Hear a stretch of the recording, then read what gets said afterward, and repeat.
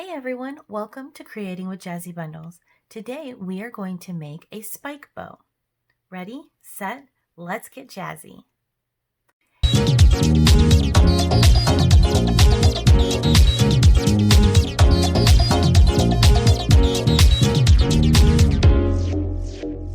My name is Jenny, and this is Creating with Jazzy Bundles, the channel where we take our simple supplies from your neighborhood craft store or favorite online retailer and turn them into one-of-a-kind pieces of art. If you like this video, hit subscribe before you leave and ring the bell to be the first to see our new videos.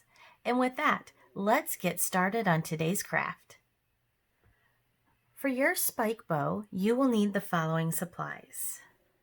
Some ribbon, which today we're going to use this rainbow ribbon that I got from Hobby Lobby. The brand is called the Ribbon Boutique, and I just get it when it goes on sale every couple of weeks. You're going to need a lighter to be able to melt the edges of your ribbon.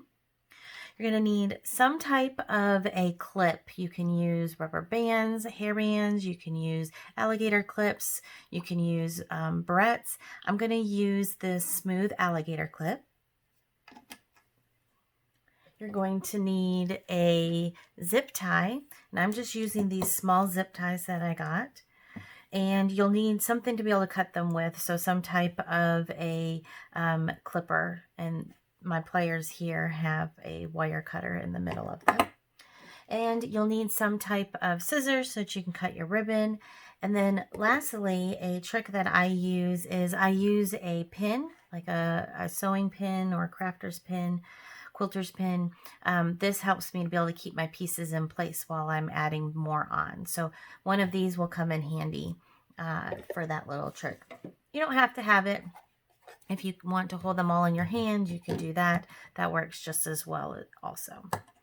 All right, for the spike bow today, the size that I am making is going to be 4 inches long, and this ribbon is 1.5 inch width ribbon.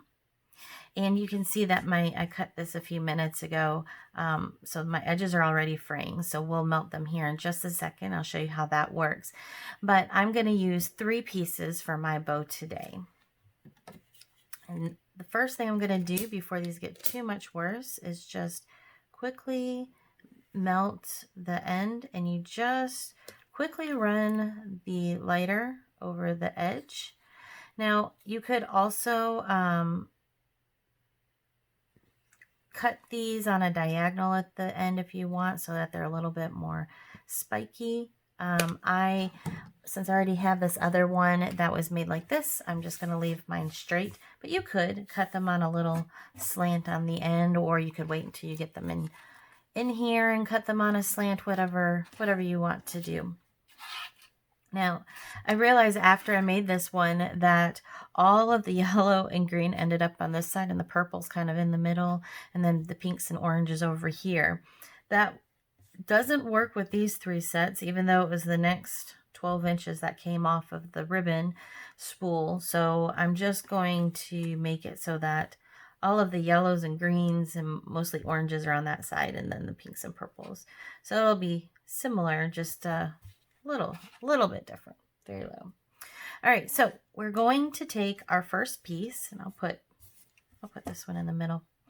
You're going to take your first piece of ribbon, and in the middle of it lengthwise, you're going to fold it in so that it becomes a valley fold, and fold the ends back so that when you flip these the other way, you have just a simple tuxedo fold on your ribbon. Okay, now this is where my pin comes in handy. I take the pin, the needle, and I just stick it through the middle, and it just kind of holds it there for me. So now my next one, I'll do the same thing.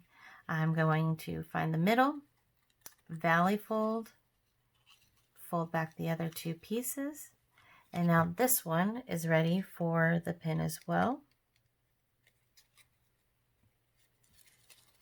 Move my fingers out of the way. And you can see, So, I mean, we could stop right there if we just wanted 2 pieces so that it matches my other one here. I'm going to do 3 pieces. Thought it would be cute for my niece to have little pigtails like this.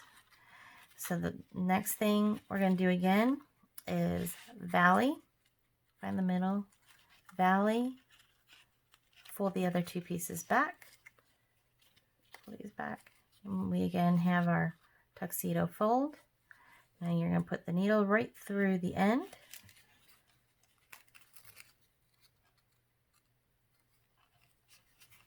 And we have your bow. Now just to tie it up so that it doesn't move and go all over the place. And this one, I think it's a little off center actually. I'm going to move it over.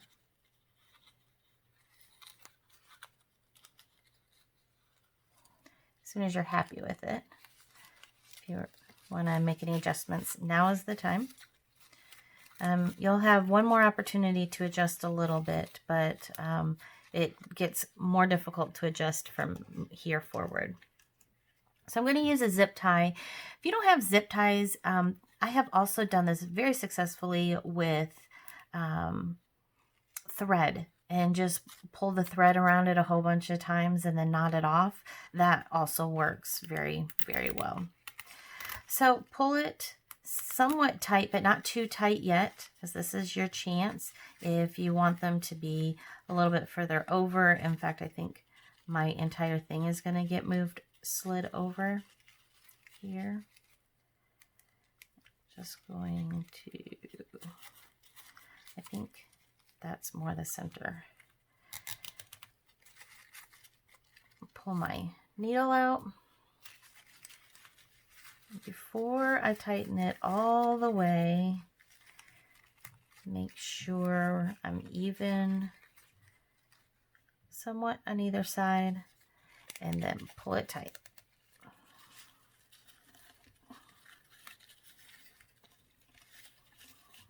All right. And I'm going to clip off my end here.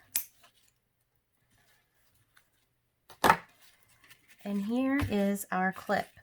Now, the way that I do do my clip is I glue it on the back with hot glue. You don't have to do it that way. You could do it any way you want to. I'll show you how I do mine. So,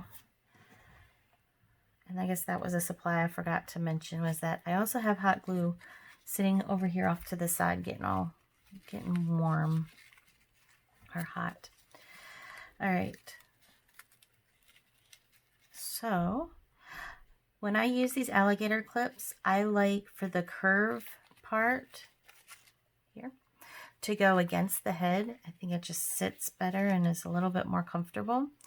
So I'm going to clip that into the end, and I'm going to put the hot glue. So if you look at this clip where I've got this, don't worry about how this is sticking up. You're not going to notice it once we get the ribbon or the this middle center piece around it. You can also use 1/4 inch grosgrain ribbon if you would rather. That also works. So whatever's easiest for you. But you can see how it sticks up here and there's this flat edge here. That's where I'm going to put my hot glue first. So that, we'll put some hot glue right there. And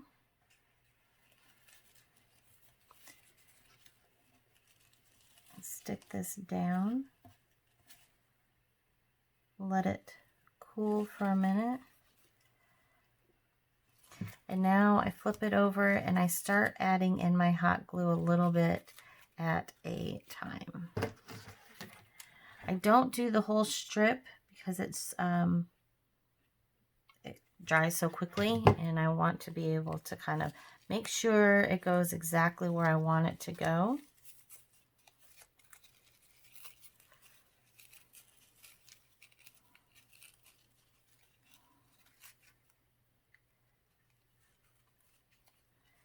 And now, as you get back around to the back, this end is going to come up underneath here when we get the glue on it.